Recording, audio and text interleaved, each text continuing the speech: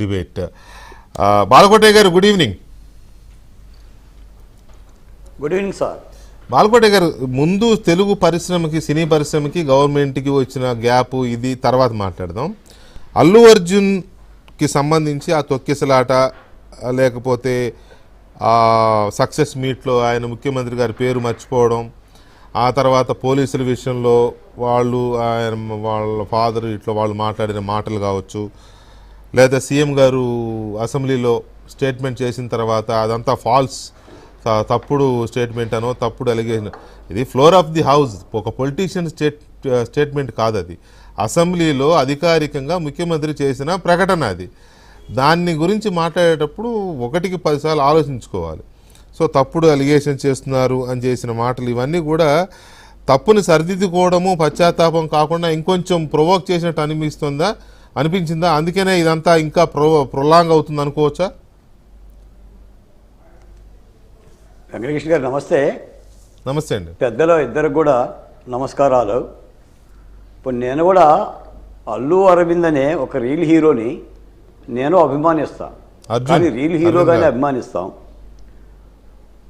అల్లు అర్జున్ గారిని.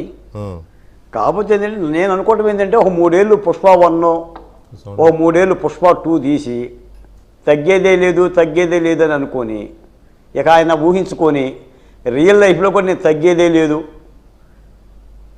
అని ఒక వాతావరణంలో ఆయన బాగా భావించినట్టున్నాడు.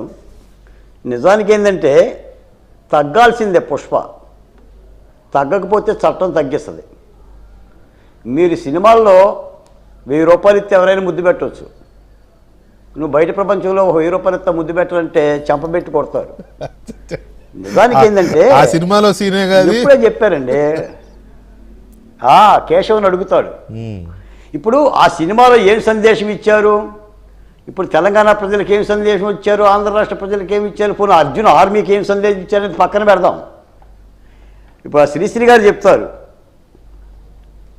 ఎప్పుడో కర్మజలానికి కర్షక వీరుల కాయం నిండా కర్మజలానికి ఘర్మజలానికి ఖరీదు కట్టే షరాబు లేడు అని. శ్రీశ్రీ గారికి తెలియదు ఖరీదు కట్టే షరాబు లేడు అనుకోండి, కానీ ఇప్పుడు ఖరీదు కట్టే వాళ్ళు వచ్చారు.